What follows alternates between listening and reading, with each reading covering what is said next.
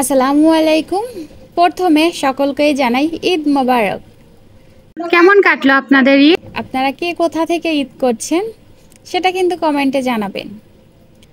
আর এই তো ঈদের আগের দিন বা চাঁদ রাতে আমরা এরকম এই যে মেহেদি নিচ্ছিলাম, তো বাচ্চাদেরকে দিয়ে দিচ্ছিল, আমি নেইনি।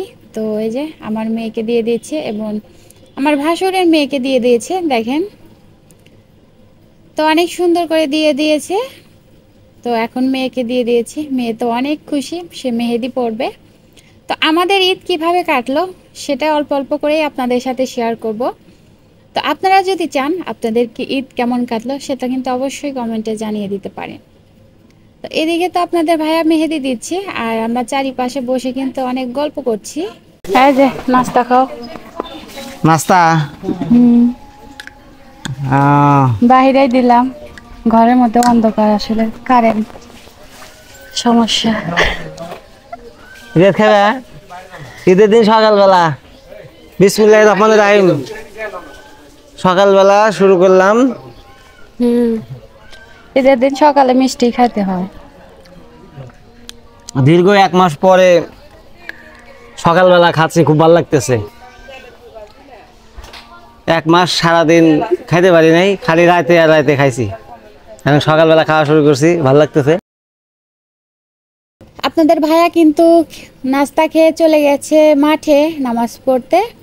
আর এদিকে হলো আমরা মাংস রান্না করেছি, খিচুড়ি রান্না করেছি।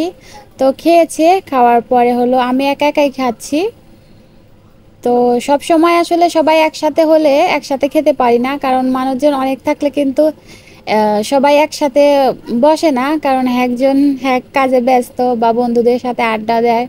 তো এইরকম করে কিন্তু একসাথে খাওয়া হয় না, একসাথে খাওয়া হয় খুব কম।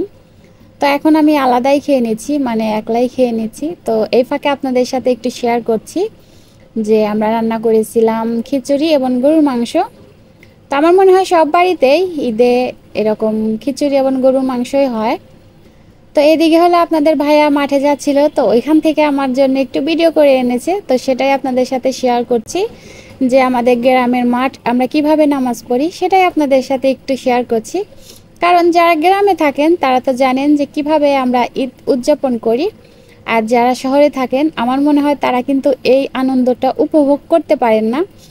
কারণ শহরে কিন্তু মসজিদে নামাজ পড়া, আর এখানে খোলা মাঠ সুন্দর করে সাজানো গুছানো থাকে। তো এইরকম একটা আনন্দ বা দৃশ্যই অনেক সুন্দর দৃশ্য দেখা যায়। তো সেটাই আপনাদের সাথে শেয়ার করছি যে আমাদের গ্রামের মাঠগুলো কেমন।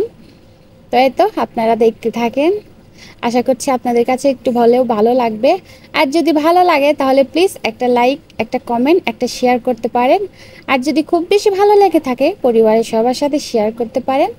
তো ভিডিওটি আজকের মতো এখানেই রাখবো। সবাই ভালো থাকবেন, সুস্থ থাকবেন। সবাইকে আরও একবার জানাই ঈদ মোবারক।